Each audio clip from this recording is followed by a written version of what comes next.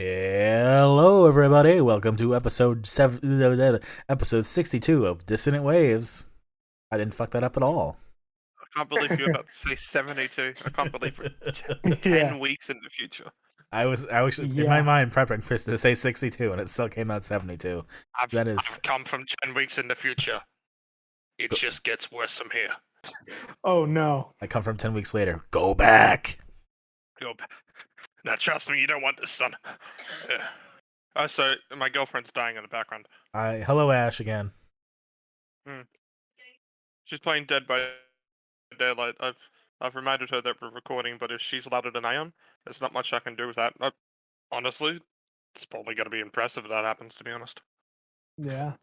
Well, But you got the hopefully you usual can hear crowd me here. talk about the albums we got. You got the usual crowd here, Tricks and Ritz. Then background Hell noises, yes, we do. various. Yes. Is it a TV? Is it Ash? The greatest quiz show that this podcast has ever. Is it me when I tap my pen or flip my pages? Is it me drinking a tea and going because the tea is hot because I put boiling water straight into it? Is it Trix eating pizza? Is it Dominic It's drinking always coffee? Trix eating. It's always Trix eating pizza. Oh hell yeah, it is. This is now an ASMR podcast. Well, first, I take the coffee, and then I take a sip. Order the CD now to hear your favorite sounds of your three favorite podcast hosts drinking and eating various foods and liquids. Everyone Featuring loves the hearing that. smash hit Dominic drinking coffee, and also the fantastic cult classic Ash coughing in the background. This is actually like something I've been spitballing. I'm thinking about setting up a TikTok where I just eat sandwiches. I think it would do well. Have you ever seen the US version of Wilfred? A little bit. Is the one with Elijah Wood? Yeah, it's not as good as the Australian original, but at least it's the same Wilfred, so that made it at least good to watch. But there's a character in it played by Kristen Shaw whose job she's a roommate for a bit, and he finds out her career is just to go on streaming sites and eat various foods that people have requested. That's a great job. Yeah, I think I could pull that off. I think it's more for a porn fetish though. So, you're getting paid. Yeah, No, I'll I'm deal with it. just making you cautious about the type of fans you might get. I'm well aware. Alright, then Hoping go the ahead. TikTok audience will attract a younger crowd. That doesn't help anything. No. That makes it worse. So with that, I think we should stray away from this topic and go straight into the albums. Yeah, we got 3. Normal week. We got Aquatic Flowers by Tristen. We got Gardens by Sly Withers. We're sensing a theme here. Except that theme is broken by Left at London's T.I.A.P.F.Y.H. Say this is a protest for your heart, because I'm pretty sure that's what it stands for. That makes a lot of sense. My best guess was this is a prayer for your house. Yeah, I didn't get it for a bit until I listened to the last track sort of time. It's like, this is a protest for your heart, T.I.P. So it took I me a didn't even while. get it, if I'm gonna be honest. Yeah. So She put out a Twitter thread asking fans, like, "Oh, what do you think it means?" And there was never a clear answer, so I never put it together. It's this is a protest for your heart. It's 100% That makes sense. that. It makes sense. Yeah. What do you want to talk about first? My vote's Tristen. I think we should start off with the album that starts off struggling to open. Yeah, can't write an opening line to save my life. Oh, you want to get the good stuff out of the way? Okay. I want to start off with Sly Withers, if no protests. no protest, but this is the one that I'm like super opinionated on. Okay. Yeah, that's fair enough. Go get your opinions out. I want to hear them. I don't really like this album. It's just really whiny guy music about complaining about like love and shit, and I'm like, not for me. I mean, it's more about depression than it is about loveliness, to be honest. I'm gonna be Yeah. honest. I'm just telling you what I picked up on. That's fair. There is definitely a bit of like heartbreak on this and stuff, but I don't think it's too whiny, more as it is in that kind of whole depressive look at it. I agree with the latter. Yeah, Cracks is like Cracks isn't just a whole like my love life is shit kind of song. Cracks is whole like everything's spiraling due to like everything that I want to do. Like there's the whole points of I know I'm a couple thousand miles away or 1,000 kilometers away. I can't remember the exact line. And it's a whole kind of because he has to keep like touring around Australia because it's a pretty large country. He He's does always say that far miles, away. at least in He this says version. miles. He says miles and kilometers. I think there's both of them. Okay, I think one says miles, one says kilometers. fair enough. It could be, I could be Yeah. completely but wrong. I made a note But of that because it struck me as interesting. But it doesn't take a look at the whole like I miss you and that's why this sucks. It goes, actually, do I miss you? That's the sad part. Like, are we better off sleeping alone? I think that line hits really hard in that song. I mean, Cracks is my favorite off this. I put it as number 9 in my top 100. Yeah, this is Last not year, I think. this is not Smith Fantastic Street song. Band. No, Although Will Wagner did come to mind a little bit. I mean Smith Street is a pretty inspirational band when it comes to punk in Australia. But I They do haven't exactly changed the sound or anything, but that kind of songwriting that Will Wagner has definitely inspired a lot more people to be a bit more honest and not so much caring about making it or the songwriting coherent in the sense of like how many syllables a line, stuff like that. I mean, Will Wagner's a pretty rambling type of person. Yeah. When it comes to his songs, and Sly Withers does that quite a bit in this album as well. I really dug the whole kind of like like for me, I'm in my mid-20s living with my parents. A lot of this really hits home.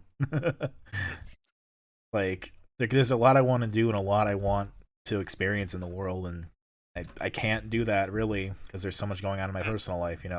There's that kind of inherent problem there that I think they capture really well over several different songs. Like Clarkson does that really, really well. Clarkson took a while for me to get into, but when it did, it's like it's the only song in which the whole band starts singing on, and it just hits really well. I find. I know Trix isn't gonna go like a vibe with any of these songs, but this is the reason I like this album, and I even though I loved Cracks, with just how a lot of pop punk in Australia has happened, I wasn't expecting to like this album as much as I do still. I was hyped, but I would say that my expectations weren't as high as they could have been. Yeah, But like You Cracks had was guarded expectations. Cracks was a great start. It was not like it got me interested, but it wasn't like Breakfast. I think right away was better.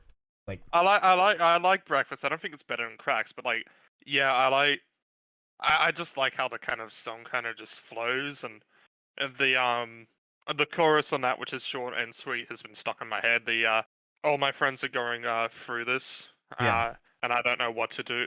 So it's all my best friends are going through this, and all my loved ones perish. I don't know what to do, but I swear I'll make it home for breakfast. Like that's a chorus that doesn't have any kind of like rhyming structure or anything to it, right. and it's quite rambly itself. Well, that's I was going back on with how the songwriting, especially in the lyrics, goes. But yet, when you actually listen to the song, it flows quite well. Oh, absolutely. And there's a lot of like I don't know if you call them vocal harmonies, but like the way the vocals are structured, like the strands or whatever, they really hit for me. I'm trying to remember what both the vocalists are. This one's name is Jono. I forgot what the other person's name is. Jono Sam, I think it is. Yeah, Sam. Yeah, Sam. So, and they both have kind of distinct I love vocals that. to Yeah. them. Yeah, one's a lot higher and one's a lot lower. And you find that a lot of pop punk bands, usually when they have two main vocalists, they sound a lot the same. Like you listen to the latest Blink-182, you can't tell the difference between Mark Hoppus and Matt Skiba just from listening. But you go into earlier Blink-182, and Tom DeLonge and Mark Hoppus completely distinct from each other. And you go back to like an Enema of the State, and that's where they'll vary, like, despite having these distinct vocals, the chemistry between the two main vocalists is part of what makes this album. I don't think Sly Withers are to that same level, but I don't think I've appreciated in this genre two distinct vocals harmonizing with each other as much since Enema of the State. I think Sly Withers do it quite well just to a point where I don't think a lot of other bands have. I think a lot of other ones which have these distinct vocals, like Tiger's Jaw do it alright, but I don't think they're still like in the latest Tiger's Jaw album, the one that came out this year. They're both still great vocalists, but they don't really sing with each other. It feels like, okay, here's I see them both as Ross and Rachel from Friends. They just look way too much like that. So I'm just gonna call this one looks like Ross's song, and this one looks like Rachel's song. I don't know what their actual names are. Fair. But yeah, they don't seem like they're obviously they have chemistry as a band and stuff like that. But in the songs, there isn't that much chemistry between the vocals in it. Whilst in here, it doesn't feel like any song is specifically one person's, even though they Right. have written it themselves. Like Cracks is mostly one person's vocals, and then Jono comes in. I think it's like Sam is the main one, and Jono comes in around the bridge and stuff. But then they kind of just all combine together, and it just flows so well. It's hard to do that, especially when you have two completely different vocals. Like one's a lot higher pitched than the other. And it's very seamless. Like I could not. Yeah. Like obviously they're different. I didn't unless I was looking for it, I wouldn't really have noticed. Like in a good way. Like it just sounds like it's all coming from the same like unit of thing. Like it doesn't sound like it's like a there's a dissonance there at all. Dissonant waves. I was thinking of that, but I didn't want to say it. Something that was really cool. I gotta chime in with something. Yeah, you guys Fair prove you're still here. One thing that was interesting to me was that this is very much like a headphones kind of album because I listened to this in like the car and it was pretty good. But then I listened to it on my headphones and the songs hit a lot more. Like the last third of the album was like just banger after banger in headphones. So Trix, I gotta know though. Then, what were the specific songs that you hated of this that you thought were a bit whiny? Because if you're gonna have the hot takes, you gotta go full on them. I'm gonna be honest. Most of it just felt super whiny. You just hate emotions, Tricks. No, I don't because I fucking cried all week today. That's fair. Well, I think the standout song for me that I'm like, okay, this is pretty good is how the fuck do you pronounce track 5? Track 5, Bougainvillea, Yeah, that one. something like that. That's like a plant, yeah. Yeah. Yeah, one of the interviews talking about how whoever wrote it, I think one of the singers, how part of his day with like his grandfather would like have to cut back the bougainvillea, like in the backyard or whatever. Like a very nostalgic memory or something for him. I do agree as well. I love the kind of last part of this album from Constant Wreck to Positives. Yeah, keys. Like holy shit, does Positives fucking just work as a song? It hits so good as a closer. Yes. I love the line. It's like the whole you're on a relapse. You're looking for positives, but only in one of us. And so it's all kind of just like figuring out. It's like, hey, I'm here. You're looking to leave. You kind of away here, and you know you're only starting to look out for yourself. You're getting more distant, in kind of way. But it's sung in such a quick and short way that it just hits so well. Yes. I think that's one of the kind of lyrical standouts on this album. Constant Wreck, which I think could probably have a bit more subtlety to it. Still, I think that build up hits out well. I think this album's full of a lot of moments. Yes. That just work really well. Taking Steps. Obviously, love the outro to that. I'll admit there are some songs which I do think probably. I mean, they did feel a little bit samey to other stuff. Like, Turns Out feels a little bit more like My Bullshit. I think My Bullshit did a bit better, but like the only song in the second half I would probably do without or do something else with was probably Glad.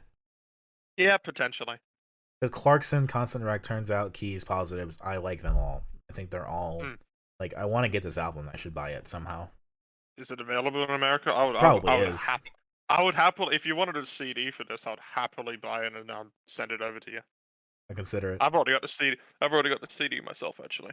Because unfortunately, they haven't put out something on Bandcamp for a while. Yeah, I checked that. They didn't. No. But I'll see if it's on like at least iTunes or something. Yeah, I think it'll be on iTunes.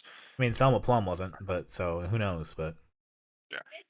But yeah, Clarkson's got that kind of good build up. They actually did that for like a version as well, as a live song, and then they had ended up covering The Scientist from Coldplay. Yeah, that was surprising to me. Are we going back to the Coldplay Yellow theory? I don't think there's a song on here that sounds like Yellow, but they are inspired by Coldplay, so yeah.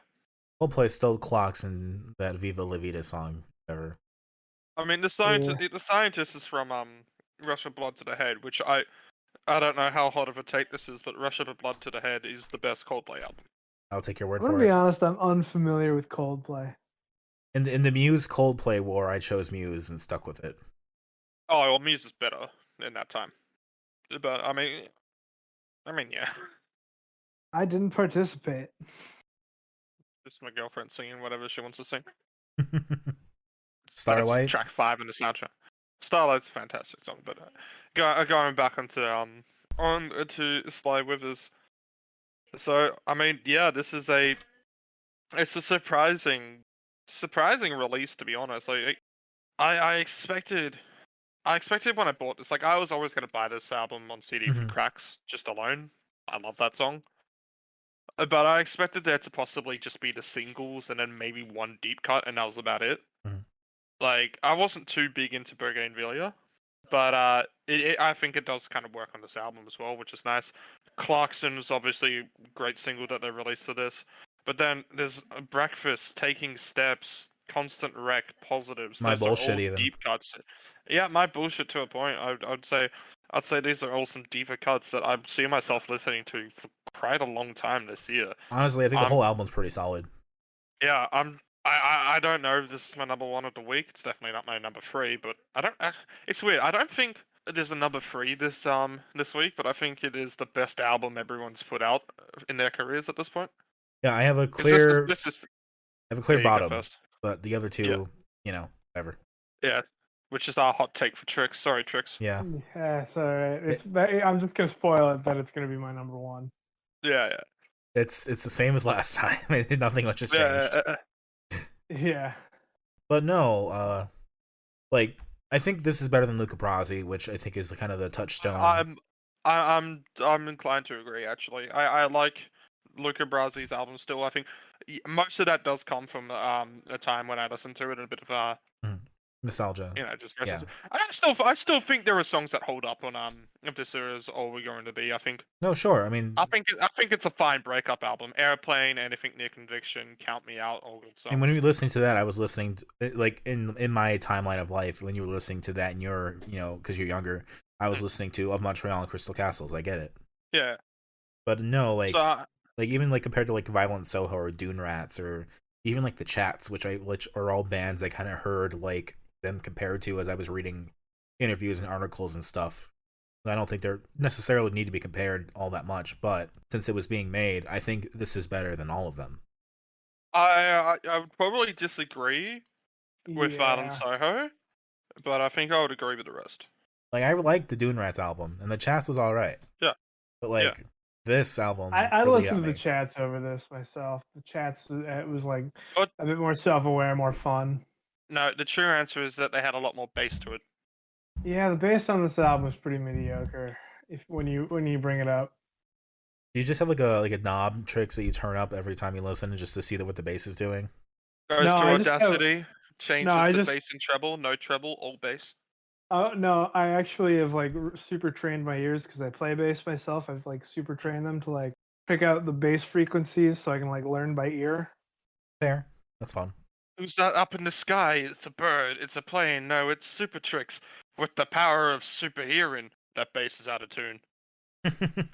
Yeah, I can actually tell whenever somebody's playing fretless and they're out of tune. Sometimes listening to like some Les Claypool can be like, "Ooh man, your intonation's dog shit." Super Tricks, help us! This super villain is about to take over the world. Hold on, this kid's about to play the brown note with the recorder. I gotta stop that first. Yeah, like the thing I wrote for this that I come back to, like if I wrote for just listening to Cracks, was I called it audio comfort food. Mm. Like it to me, it's just kind of a nice album to listen to. It's just nice to have on, Yep.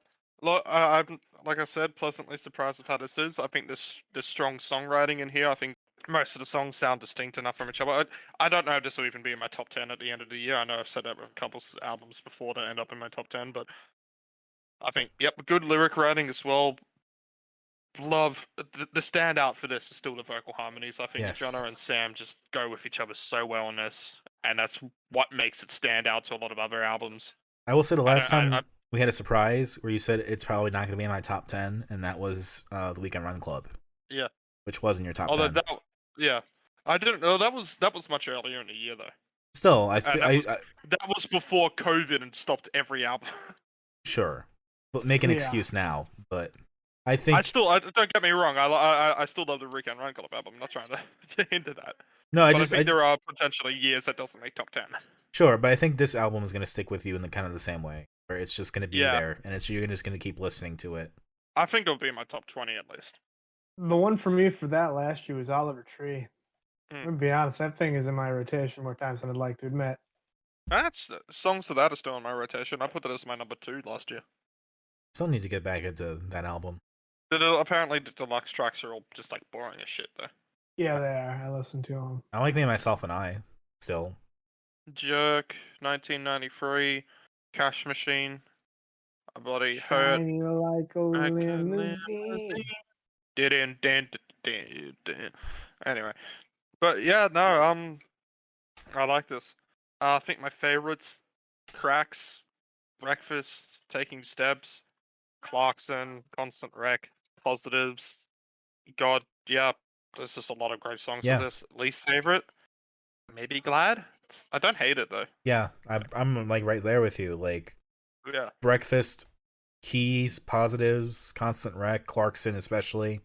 And like Fatty said, it's probably Glad. Relapse, looking for positives, but only in one of those. Like this is an album that definitely hit, and I'm really glad it hit because I feel like I've missed the mark on some of your stuff before. I've always felt bad, you know. Like I wanted to like Luca Brasi, but this is where. Remember it is. that time with the Luca Brasi album, and you said you didn't get it, and I explained it, and you said you should have broke up to a better album. Yeah. That's still a great line. Yeah, that was a great burn. That's like the only time I think Dominic's actually roasted me, and fuck, it was a roast. Yeah. Well, here's the better album to break up to, I guess. Yeah. All right. Hey Ash. Oh, she stares at me now. I was hoping that you'd be too distracted by that. I'm not going to continue on. We're joking about stuff. Yeah. Anyway, moving on. Trex, do you have any? Now. You want to break up to this album, Ash? Okay, it's a no. Never mind. All right, Trex, do you have any favorites? I forget. Favorite is the Bougainvillea. And then everything else is least. Yeah, it's all just kind of like, whiny kind of. Don't you dare disrespect Cracks though. Can't again, it suffers from the wine. It's just how he sounds. No, it doesn't. It does not fucking suffer from the wine.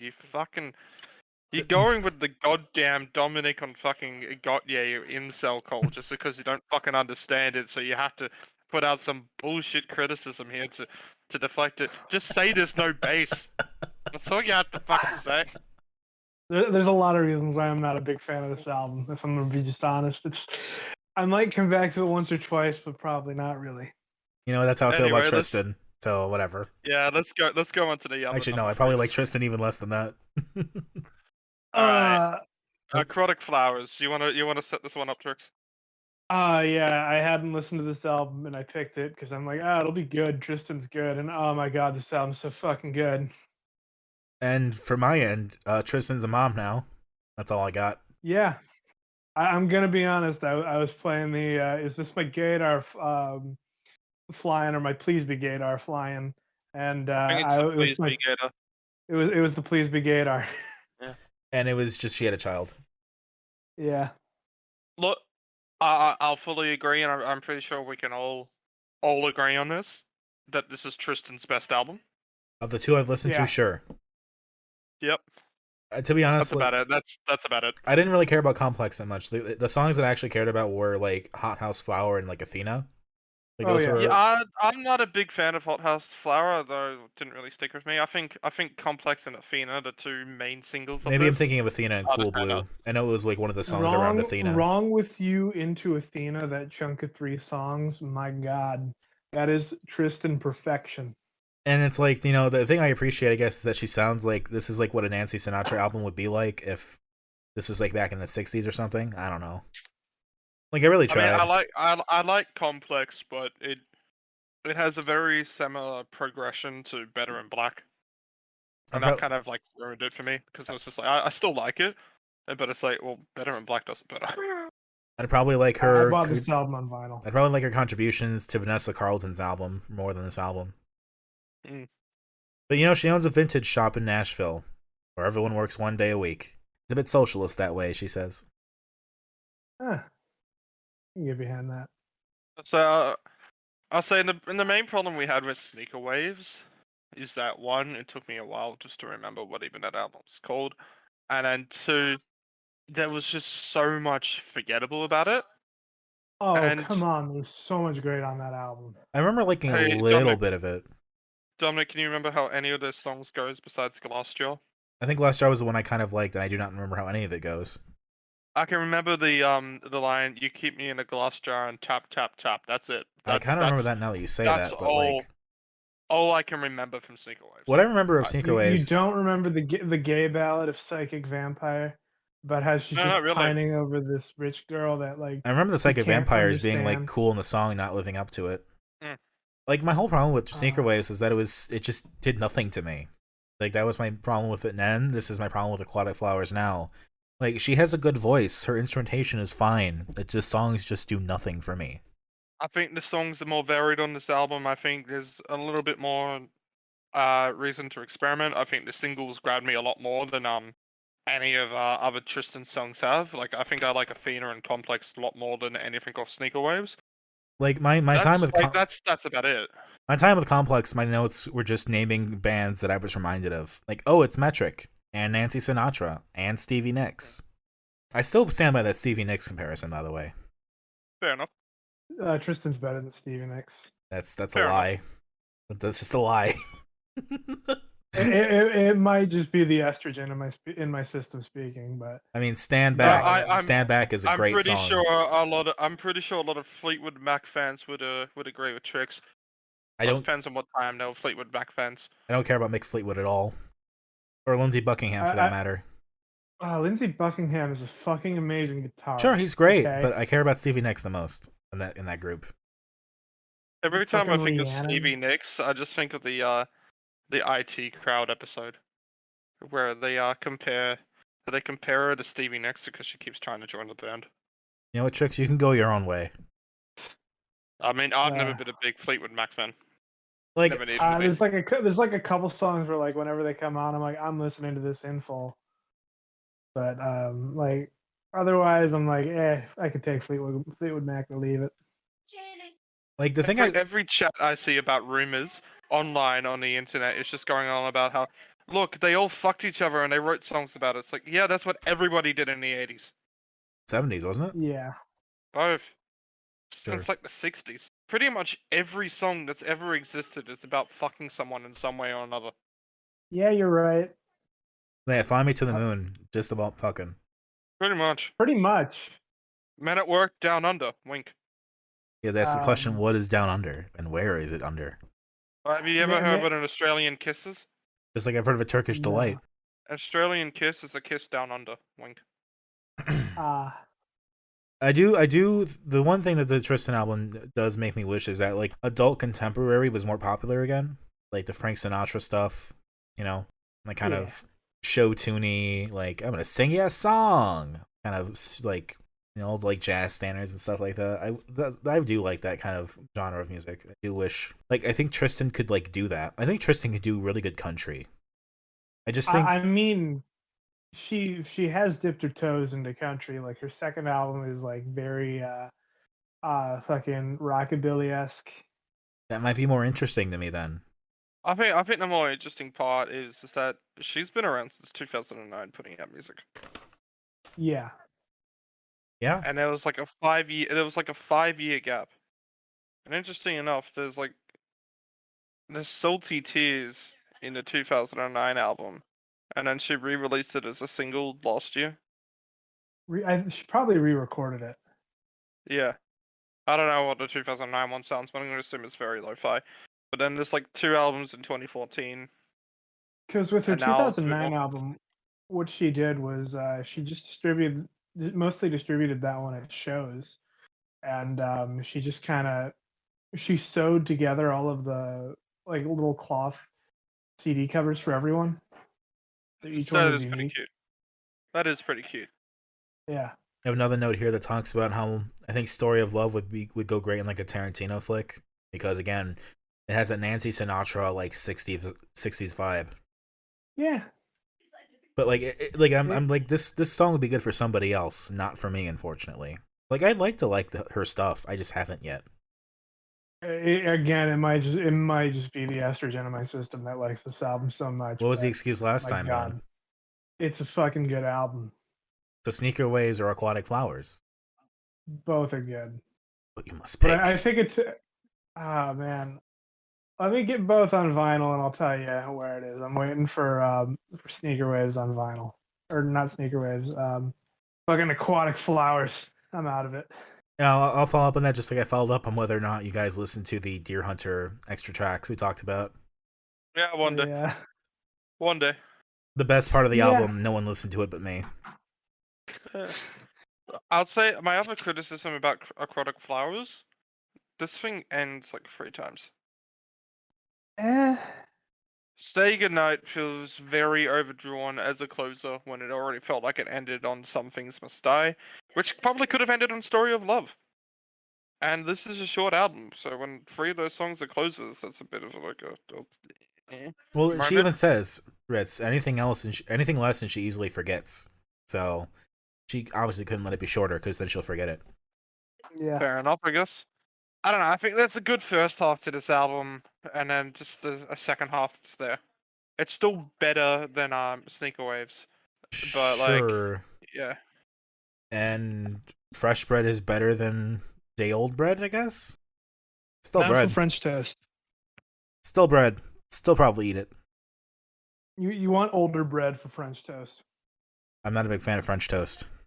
My guy, what the fuck is wrong with you? yeah. No, this is the first time I'm agreeing with Tricks this episode. Too many steps, and then why you got egg? For flavor. It's a good fucking breakfast meal. So French is a toast. pancake. Eat French toast, Fuck you outta dumb. here with So your is pancakes. a waffle. Every time I fucking eat pancakes, I get so sluggish and feel like I want to pass out. Then don't eat When more you've had than a good 3. French toast, you will see why the fuck you eat I French don't even toast. eat fucking one. I'm just stirring the pot now. Dominic just wants something that he has an excuse to put fucking butter and maple syrup on. Like, you can't do that on French toast anyway, but needs the fucking fat ass doughs of fucking waffles and pancakes. Just have goddamn French toast. It's fine. I go to IHOP like everybody else and put berries and fruits and artificial sugar all over my goddamn pancakes. You can put that on French toast too. That's a Only lot of difference is flavor. that To be fair, IHOP's French toast sucks ass. they don't give you fucking 10 French toasts at once. That's a big fucking difference. Why can you not eat something unless there's 20 of it? You know, I'll compromise with you. I also really like Dutch waffles. Yeah, fair. Yeah. Yeah. Anyway, this album, yeah, it exists. That's about it. Favorites I Athena. love it. Least favorites, anything else almost. Complex is okay, I guess. Favorites are Athena and Complex. Least favorite, I'm gonna give it to Say Goodnight. Sure, let's do I can that. just remember it. I can remember it because it just drags on way too long. If this song was a minute, I would forgive it. It's 5 minutes. I don't want to forget it. It's the double the length of almost any other song on there. Yeah. Favorites are I Need Your Love, or no, I Wrong With You, Hot House Flowers, and Athena, and I don't have a least favorite. Okay, so that leaves us This- then with Left at London. I want one last take about Tristen. If this is all fine. Sure. All right. This is what happens when you buy adult mum CDs off Wish.com. Yes. Oh, We I mean, you're not. They're similar. we revisited Adult Mom almost as like the link between Adult Mom and Tristen has been about the same both when we originally did it and then when we did it again. I love how Yeah, Trix hates me for that comment, but can't disagree. I really can't because they're very similar artists. And Adult Mom does it better. Yeah, I prefer That's the Adult Mum arguable. album. I preferred the Adult Mum album. The Adult Mom album did make me cry, and Aquatic Flowers did not make me cry, so I'll give that one to Driver. I prefer both Yeah, Adult but- Mom albums to both Tristen albums. Yeah, same. Although Adult Mum's momentary lapse of happily is like an actual still top album. I actually still have Oh, songs of that in rotation on occasion. hell yeah. I have that on vinyl, and I regret giving money to Tiny Engines, but hell yeah, Bought it off it is a good bought it album. off eBay. Tiny Engines doesn't see $1.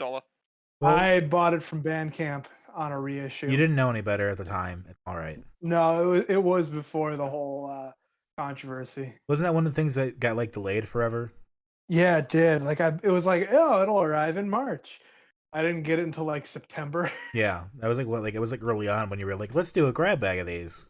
I Yeah. ordered an EP off eBay a long time ago, which I've given up on ever coming, which is Big Graham's EP, which is Big Boy and Fantagrams did this collaboration EP. Oh, And I really enjoyed Fell in the Sun. I thought it was a fantastic song. I saw it was $5.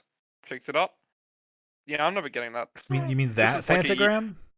Yeah, Fantagrams, yeah. Like Fall in Fanagram or Love? Fanagrams? Yeah, You Don't Get Me High Anymore. Bill Murray?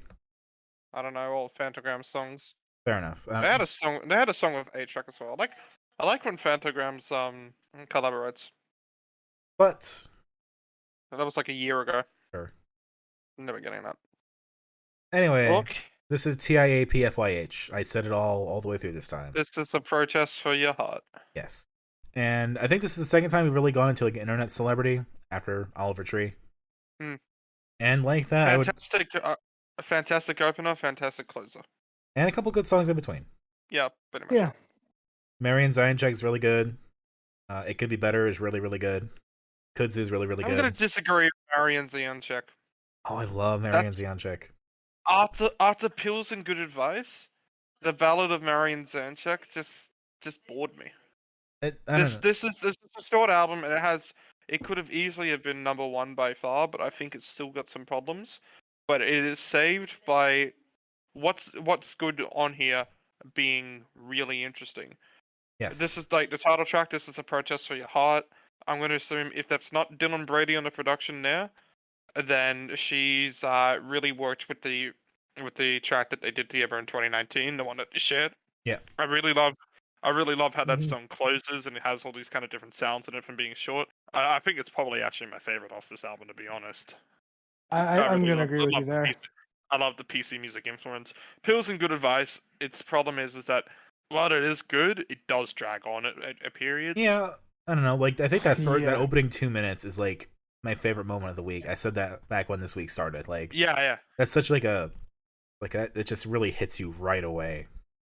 I think this is the debut as an album, isn't it, as well? Yeah. Yeah, so it's worth I think this is mentioning. She's had some EPs. She mentioned she was doing an album last year, I think, and then in March of this year, she announced she was doing like an artist residency for the city of Shoreline, which I'm guessing is in Washington. But they have a public art program, and so she made this album in like 2 months. Wow. I think there's a lot interesting on this album. I think one of the biggest things when you go into any of the articles about her is her vocal range. Yes. Obviously, she's a transgender woman, and with that, she's still got some of her deeper vocals from pre-transitioning, which she uses quite a lot in her singing. But she also goes through some of the higher vocals. Like, she talks in a more higher vocal range. Yeah, she's retrained her voice. She talks about that. Yes, vocal training is pretty crazy. I've been dipping my toe into it. Come on, Trix, give us a sneak peek. No. Okay, nowhere near comfortable enough. That's fair. But I mean, like, I think that she kind of uses it and kind of tries to make it like work for her is interesting and like hopefully good for her. I think she talks about how she still gets dysphoria from using her voice like that sometimes, but I think as a singer, as a musician, it is like something that she is known for and works in her favor. It's always good to have that paintbrush. So it's always good to have that paintbrush in your artist's kit. It's quite incredible just how wide the vocal range is on this album. Yeah. There's just so much people who don't have that, like the fantastic singers that just don't have that vocal range. Yeah. Like name as much singers as you can that has the vocal ranges that T.I.A.P.F.Y.H does. Maybe Freddie. It's like the only one that come to mind, and even then, Freddie Mercury mostly still sung in the higher register. Yeah. Yeah, there's no one really with like quite kind of that like two sides of the range, I guess. Yeah, it's very like if I can use like terms from like my history with singing, there's a lot of I can tell she's using like a lot of like chest voice and then going into like falsetto, head voice, that sort of deal. And like you can hear the difference if you're trained well enough for it. And given that I sang for like 5 years straight, I can kind of parse that together and see how she does it and understand and map it. Yeah, I mean, maybe that's probably what she did too. Who knows? Like mapping for somebody else. The production on this album as well is just crazy. You go into it. You said you really liked it. What did you like about it? It's an experimental type of production that they're doing. It's very inspired by PC music. Mhm. So that's what makes for a pop album to go and use elements of PC music without going full into it is kind of a risky move to do as well. But I think she's definitely incorporated her sounds well in here while still making a pretty coherent pop album. So it's not on the same level of like 100 Gex. Obviously, Dylan Brady is somewhat associated with this, who is from 100 Gex. At least as an influence, But yeah. yeah, but because of that, we have all these kind of moments in here. Like at the end of This Is a Protest So Your Heart, where it comes kind of that industrial type rock happening at the end of it. Yeah. Holy fuck, that hits so well. And then yeah, it's just these. It's kind of this kind of dark ambient pop that happens at times. It's very interesting, and it's very hard to produce stuff like this well. Like I made a shitpost ambient a trilogy a couple of months ago, and you go to that and you tell it's shit. It's that's what ambient sounds like if you don't actually know what you're doing. And this is what actual good dark ambient pop sounds like when it does that. Yeah, I think there's so Yeah. much range on the album, having like only 2-ish months to do it. That's kind of just trying every idea out and hoping it works almost. Yeah, I Yeah. agree. Very throw spaghetti at the wall and see what sticks. And it's so coherent, like it doesn't feel like a bunch of just singles put together. No. Like But there wasn't a single on this, was there? I don't think there was time. Yeah. Like 2 months, that's it. You go, and you got 7 songs out of it, which Yeah. I don't like all of them, but like I think there is a place for you here is probably my least favorite because there just isn't as much going on there. Like Yeah, I have to really spend enough time with it to like this. A couple times I listened to this album, it just kind of just washed over me. I'm gonna have to listen a few more times if I'm gonna like really critically listen because I listen to this stuff like while I'm at work and Sure. stuff. So It occurs to me the title could also be There Was a Place for You Here. yeah. Yeah. Oh shit. It's either There Was a Place for You Here, This Is a Protest for Your Heart. Trix is asexual, please father, you help. I'm trying. Please, That Father, was all you off the help. top of my head. That could have been so much more coherent. I still like This Is a Prayer for Your House. Because it's a house on the cover, so that's why I thought that. This is a plea for your help. I like that too. Yeah. this is a place for your head. This is art, mom. This is a piece Sorry, for your heart. Yeah, it's. This is. That's This is it. pizza The for rest- Harry. For young For Harry. your Harry. A toilet. Indigo. Apple, Armadillo. Pfeiffer, Potato. Beer, Yesterday. Youth, Hormones. Puff. Yeah, we're struggling. I'm just laughing at you fuckers. Trix is appeased. I can't. There's nothing for the P, but Trix is a P. Fuck your health. I mean, I got a can of corn I can grab. I don't have peas. Oh, can you chug it? Chug a can of corn. Chug, Oh, chug, God, chug, no. chug. I'm full of pizza. I can't chug a can of corn right now. You I'm could like, be full oh, of the pizza corn and water? corn. Oh, I almost just threw up a little bit. You know, it could be better. Yeah, I think especially the ending song here is just gonna kind of stand out and be in my playlist for quite a while this year. Maybe Pills and Good Advice as well, but I think I think it might get outshined by the other song. I feel that The middle of this album could be a lot stronger. Whilst I do still love the production, it doesn't always just hit me as much as those two strong songs do. Like it, the big thing where I'm deciding my number one of this week is I love the Sly Withers songs a lot more. I think they stand out quite a lot more. But I love the concept of this album a lot more. I think there are higher highs on this album, but Sly Withers is more solid overall. Consistent. Yes. Yeah. Because I I don't know, Trix, what do you think? You already know where I stand. The T. Okay, let's figure out what the T's could stand for, because this is the most important part of this podcast. Okay, I'm gonna lock in and say that the T stands for transgender. Is a place. No. I Is a puff stands for. I think it's gonna stand for identity. Okay, and Yeah, A can go for and. politics. Yep. P is for politics. F. I think F is gonna be 4. Or Yeah. fuck or fucking. No, I think it's gonna be 4. Y is gonna be your. I think we can say that safely that the F and Y are very similar to what they're in the titles. And Or I'm gonna your. say, is H health or happiness? What about head? Oh, head. Do we want to? Which one do we want to stick with? Fuck it, head. Head. What do we got now? We got transgender identity and politics for your head. I like it. I like Yeah. it too. I think that's gonna be the official title for this album now. Anything, it's the episode title. Wink, wink, nudge, nudge. I mean, sure. I always try to stray away from doing everything related to my albums all the time, but you know, I could do it. I mean, I can't really think of another title for this episode other than we come up with acronyms for this. This is polite. I can't. This I just don't waste title. Fuck. Sorry that you're hearing my girlfriend rant about her work over my speaking. I think transgender identity and politics for your head will work just fine. Yeah.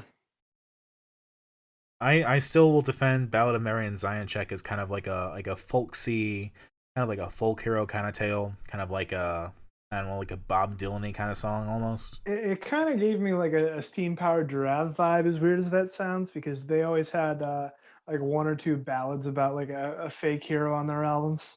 Sure, I was also thinking of like whoever did This Land Is Your Land, was it Woody Guthrie? Yeah, Woody Guthrie.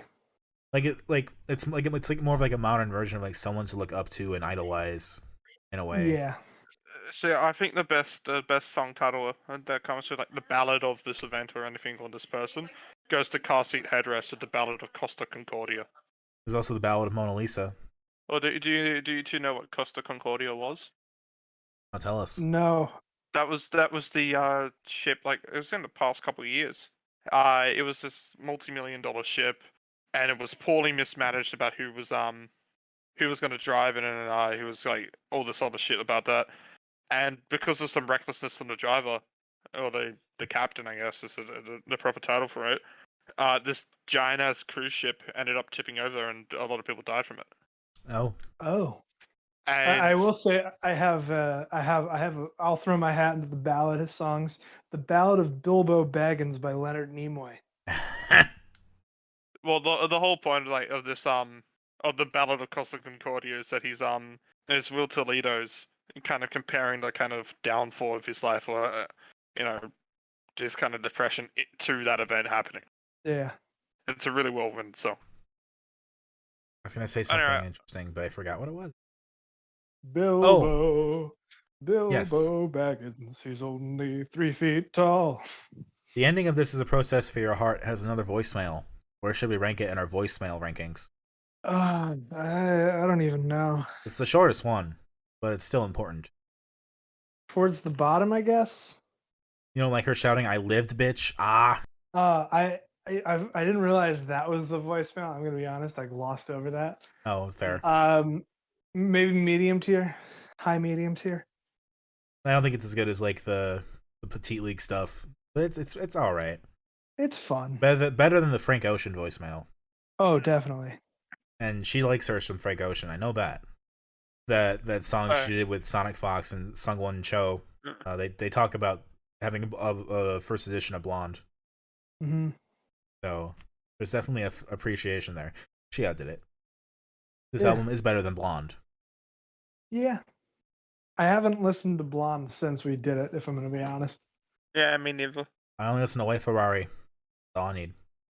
Alright, well, before we get into rankings for this week, what are our favorites and least favorites from this? I've already said my favorites and least favorites being my favorites being Pills and Good Advice, and this is a protest, and my least favorite being Marion's the Uncheck. I don't really have a least favorite, and my favorite is the last song, This Is a Protest for Your Heart. My favorites are Ballad of Marion, Zion Check, It Could Be Better, and Pills and Good Advice. Least favorites, there is a place for your heart. There is a place for you here. Alright, Trick, since you pretty much spoiled your 3 to 1, which I already assume I know exactly the order that it goes in. Throw it down. You want me to just say it for you then? Yeah, say it for me. Throw it down. Alright, so Trix's 3 2 1 is number 3 is obviously Tristen, number 2 obviously being Left at London. Number 3 obviously being Sly Withers, number 2 being Left at London, and number 1 being Tristen for you. Yeah. Yeah. Number 3, I think me and Dominic are gonna completely agree, is Tristen's Aquatic Flowers. Yes. Number 2, number 1. Who wants to go first? Number 2 is gonna be Left at London. I'm gonna agree. Sly Withers is barely, just. It's barely, but it's because the songs are a lot more consistent. Yes. Also, my planned title of this episode is gonna be Left at the Aquatic Garden. Yeah. Aw. But it is now changed. Anyway, yes, we are in agreement, except for Trix. Sly Withers is winner. Tristen is thinner, thirder, whatever. And Left at London's just there. She's cool. Number 2 all I around. like it. I'll be curious to check out her when her debut she's been working on finally comes out. Yeah. All right. Who wants to go first for what we're doing next week now? I should go last because it requires some explanation. Yeah, fair enough. Trix, you want to quickly go into your pick? Yeah, this is a pick I've been kind of floating around for about 2 years now, actually. And I'm going to be doing Tenacious D's Rise of the Phoenix. And I want to specify that I want to tack on the clean version because I think that there are some genuinely good censorships and edits to the song that improve them. I wonder if the clean version is on Spotify. If not, I might have It to is. find it. It's on YouTube Music, so. Yeah, it'll be findable. No, I remember somewhat being hyped about this album when it came out, and I was a little disappointed. But this is 2012, so maybe I'll come back to this, and it'll be a bit more interesting to go through. I have not listened to this Tenacious D record. It's not their best album, but it's fun. Now, do I completely just fuck with you and choose whatever I want to choose, or do I choose the one that I say I was gonna choose? Well, either you're gonna mogwai us or just follow your heart again. Yeah, I'm gonna mogwai you guys. So this is an artist. It's not Squid. We'll be doing Squid next week. I absolutely promise. But we're not doing one album here. We're gonna be doing 3 EPs, and these EPs are all kind of in a trilogy. I've been following this artist since around 2014, when she released Switch Lanes, which was produced by Pace, is a very popular producer here for Aussie hip hop artists. And she kind of blew up around that time in Australia. But then around 2017, 2018, she started going quiet. And now she's blown up again thanks to a lot of positive reviews from Pitchfork, and most famously, I'm saying most famously for the YouTube reviews, Fantano actually gave her a 9 and EP of the year last year. Wow. Damn. I'm actually talking of Takai Mazda's Last Year Was Weird trilogy, which finally, this last Friday, had its 3rd and last installment released. And this is going to be our first installment in female rapper. Just straight up female rap. What's her name? Takai Mazda, so TKAY MAIDZA. And we're going to be doing MIDZA. MAIDZA. Yeah. Okay. And we're going to be doing all three of them. Can you give me an EP title so it's a little bit easier for me, or like an Yeah, album title or whatever? Yeah, last year was weird. Thank you. Okay, so I also changed my idea. We're doing skeletal lamping next week. This is an idea I've been floating around. This is kind of a sequel to my Cardinal Heart episode, but not really. If you'll remember, I mentioned that they hired on a singer called Lucas Skoukas near the end of their run. And around that time, I dug into his various doings and songs and all that stuff, and I really, really grew to like it. I've been listening to a lot of his stuff ever since that episode, and even before then. So, what I've done is he's been in a few different bands over the years since about 2014. He's put out a few different EPs, and he's also done some solo work. So what I've done is I presented it all in a in a file that we put on the Google Drive, kind of just laying it out by era, so we can listen to kind of his evolution from like a high school band to like a college band to what he's doing now. So we got the Skeletubbies EP, Boy's Soul. We got his time with Vinegar Kids when he did Vinegar Kids EP and Bummer EP. Then his SoundCloud tracks as the solo project Dogs on Parade. All right. And I have it. I should. Oh, you're still going. You're still going. I have it divided into 3 eras, like I said, and then each era, except for the last one, has both essential and non-essential tracks to listen to. The non-essential stuff is just like the demos and just other fun, weird stuff. If you want to listen to it, be my guest. I'll listen to all of it and take notes. But I figure since we're doing all of it, I'm just going to throw everything, and I just grabbed everything I could. The only things that are really streaming right now, like that you could buy theoretically, are the Vinegar Kids stuff. Everything's either on SoundCloud or just that's it, pretty much. I was just gonna tack on with the it's not a required listening. Just putting on with the TK Mazda. She did also release for a compilation album this year, a cover of the Pixies' "Where Is My Mind," which might just be a bit relevant because we did do that album 2 weeks ago. Also, was it 2 weeks ago or last week? 2 weeks ago. 2 weeks ago. Also, weirdly enough, one of the Vinegar Kids did a cover of a Ramones song as one of their tracks, and that just brings us back to Cardinal Heart, D.D. Ramone era. Yeah, it's a fun little throwback. But yeah, well, the TK also has a collaboration with JPEG, so that brings us back to that era. Are we listening to that on the EP? Yeah, it's on Last Year Was Weird too. Oh, cool. All right, I'm down. Yeah, I don't know how you all are gonna feel about this stuff. I'm interested.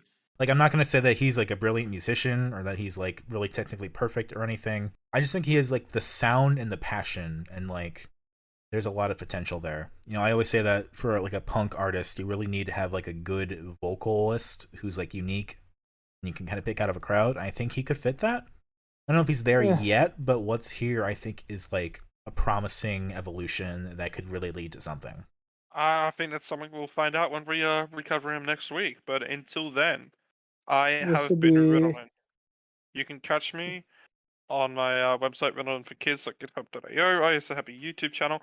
I also got a Steam game that will probably be out by the time that this episode is released, if I'm correct. Might be a week afterwards. It's coming out at the 31st of July.